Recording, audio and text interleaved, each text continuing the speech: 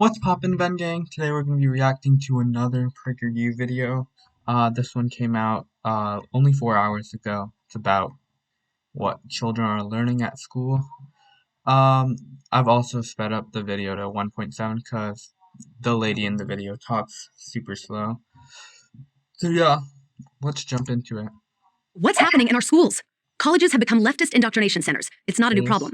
It's been going on for decades, first behind the scenes and now out front. That's how radical change happens. It creeps up on us. And when we finally figure out what's going on, it's too late. What's been happening on college campuses is now happening in elementary schools and high schools. I know. I'm a mom of 2 school-aged kids. I've seen it with my own eyes. More and more parents are seeing it too. Thanks to the lockdowns and Zoom, we're getting a window into our children's classes. It's not a pretty picture. Kids, really young kids, are being taught stuff so radical, so devoid of what real education is, it should alarm us all. Here are a few examples. Recently, Chicago Public Schools adopted an American history curriculum based on the 1619 Project published and promoted by the New York Times. The 1619 Project asserts that America's founding was not marked by the Declaration of Independence in 1776, but the arrival of the first African slaves in Jamestown in 1619. Historians from across the political spectrum have denounced this as a giant lie. The New York Times has walked back many of the project's original claims. Still, this malicious slander of America is now being taught in schools as truth. And what is that truth? That America is, was, and always has been a fundamentally racist country, and that white Americans today bear responsibility for all current and historic racism. Okay, a couple things here. The 1619 Project does not blame white people for current racism.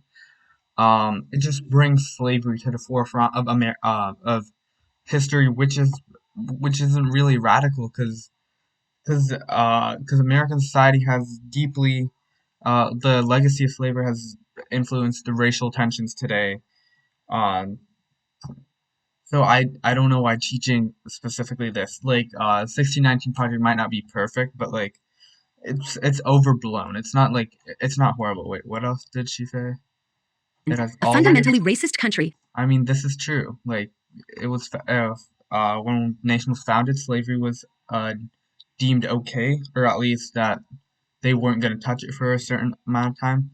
So I'd say it's true. And with the legacy of the civil rights movement, everything, there's still a lot of things to be done. Okay, is there anything I missed? I don't think historians disagree with it. And I'm not sure if the 1619 projects have been like people the New York Times have backed off of it, like maybe on some statements, but I don't think so. Debacle. Diversity, equity, and inclusion. Now, this might sound innocent, but don't be fooled. It's a dangerous euphemism for something called critical race theory. Critical race theory is just examining, it's thrown out as some scary word, but it just examines race relationships between different races. It's like, it isn't like that crazy, and like by critical race theory, like it doesn't actually go into like the nuances. And I don't think most schools do it. Like I know in like if you take a college class in like sociology, like you'll be learning critical race theory, because it just teaches you how different races interact, like different power structures and whatnot. It's not some scary thing like conservatives paint it out to be. Critical race theory says that racism is woven into the very fabric of American society. What does this look like in a school setting? Middle and high school students in Wellesley, Massachusetts are being taught to be on the lookout for unconscious racial bias in their classmates. We need your help, an email to students reads. Your school leaders will be working with you this year on how to be proactive about preventing bias incidents and how to report them should they occur. I don't think this is bad. Why is this bad? Like, if there's one thing to be like, oh, if you think that someone's biased, like beat them up. This is just saying stay on the lookout for racial biases, and report them if to the administration if it happens.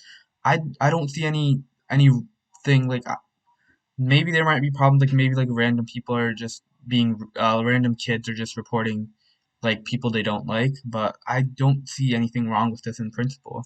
This warped division of America doesn't stop at race. In Colorado, first graders are being taught that just because someone looks like a boy doesn't mean they are. Only they can know who they truly are. Gender is something they choose for themselves, based on how masculine or feminine they feel. Or maybe they're not fully a boy or a girl, but something in between. Whatever that may be. There is absolutely a genuine discourse that can be done about gender and sex, but the right and conservatives in general do not want to engage in this. They just want to attack.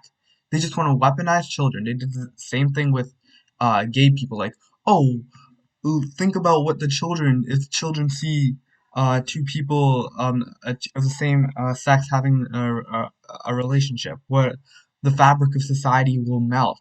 They're doing the exact same thing for transgender people, and this is, I don't understand. This is like, if you read the papers, they agree gender is on a spectrum. Um, People can be gender fluid. Just because someone presents masculine doesn't mean anything, because the definitions of masculinity and femininity have in society, in different cultures, are different, and throughout society they've changed. Like, men used to wear dresses in like even as a like 70 years ago or something. Like, it that it's, there's nothing wrong with teaching this. To repeat, that's what children are taught in first grade. Based. Imagine what they're taught in second or third grade. And, of course, the world faces imminent disaster from global warming. And literally every climate scientist agrees with that. The American Federation of Teachers has fully endorsed the most radical aspects of the Green New Deal, which is already featured in California school curriculums. I don't think that's true. Many of our schools are teaching children that our past is terrible and that they have no future. That if they are white, they are racist whether they know it or not. The 1619 Project does not do that. If they're black, they're victims, whether they experience it or not. That they should constantly question their sexual identity. With all this being drummed into their heads, no wonder today's kids have more psychological problems than any previous generation.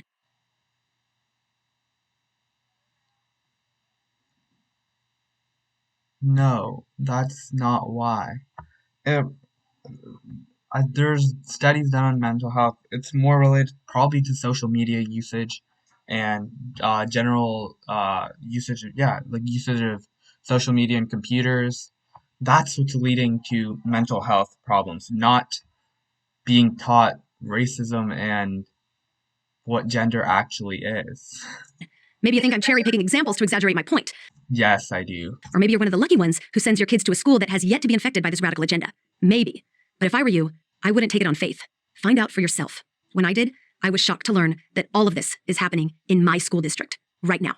So find out what's being taught in your kid's school. Take a good hard look at curricula. Ask administrators if they endorse the 1619 Project. Are they pushing a diversity, equity, and inclusion agenda? Yo, I have to agree. Ask all of these. If so, demand to see what materials the school is using. At a minimum, get to know your kids' teachers and principals. Join the PTA. Yep. All of this I agree with, but for very different reasons. Attend local school board meetings. Look for allies among reasonable, like-minded parents. You don't have to agree with each other on everything. You just have to agree that the brainwashing of our children stops here. Okay. Stops now. Americans know what our children should be learning. That they must take responsibility for their conduct. That race is the least important aspect of another person. That hard work and rational thought are things we all value. That there is nothing wrong with the bodies they were born into. And that America was founded not to promote racism, but to guarantee sacred liberties and opportunities to its citizens. Okay, sure, I agree with this.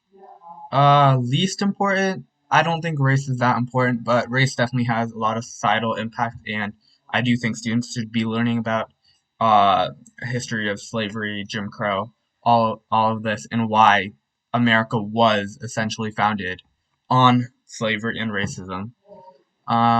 Sure, I agree with this.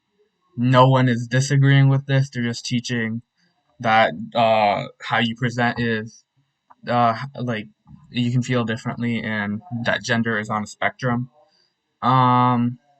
This just isn't true. If it was founded to guarantee sacred liberties, why did it deny those rights to slaves? Why did it literally was founded on genocide of Native Americans? It's not. And it wouldn't hurt if they learned reading and writing and math, too. Sure, yeah, they should also learn that. I'm Jill Simonian, founder of thefabmom.com for Prager University. Thank you for watching. Please dislike this video. And thank you for watching, and bye.